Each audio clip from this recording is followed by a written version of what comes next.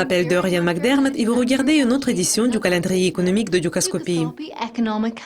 Jetons un coup d'œil aux publications les plus importantes prévues pour mardi le 7 octobre. La première publication va paraître à 6 heures du matin et c'est celle de la production industrielle allemande pour août. En juillet, les données ont surpris à la hausse, comme une forte croissance du secteur des biens d'équipement et de celui de la construction a inversé une chute de la production d'énergie.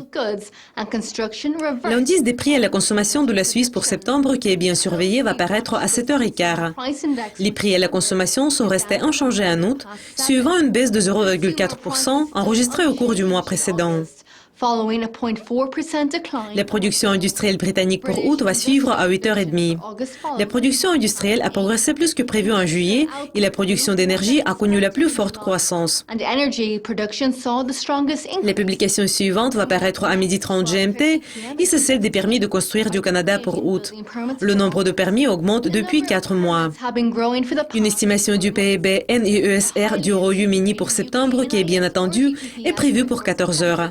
Une estimation précédente a porté sur 3 mois jusqu'à août et a enregistré que la croissance du PIB s'est accélérée par rapport à 0,5% enregistré au cours de la période précédente.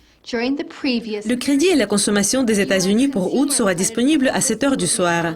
Le crédit à la consommation a bondi en juillet et la plupart de la hausse a été enregistrée grâce à une forte croissance des prêts non renouvelables, même si les prêts sur carte de crédit progressent également depuis 5 mois.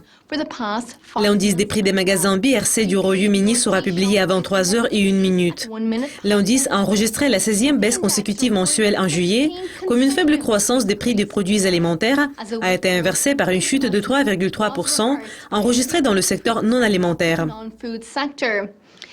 La balance commerciale du Japon pour septembre va suivre à 23h50. Le déficit commercial a vu une certaine amélioration en août, comme les importations ont reculé plus vite que les exportations. Les défaillances d'entreprises du Japon pour septembre vont suivre à 4h30. Le nombre de faillites a légèrement progressé en août, mais il a reculé sur une base annuelle.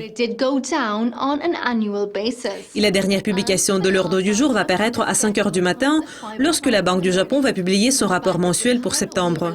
Le rapport précédent a confirmé que l'économie japonaise se rétablit, cependant il a admis une baisse de la demande.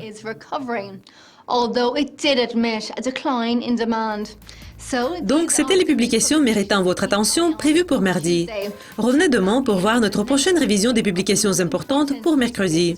Au revoir.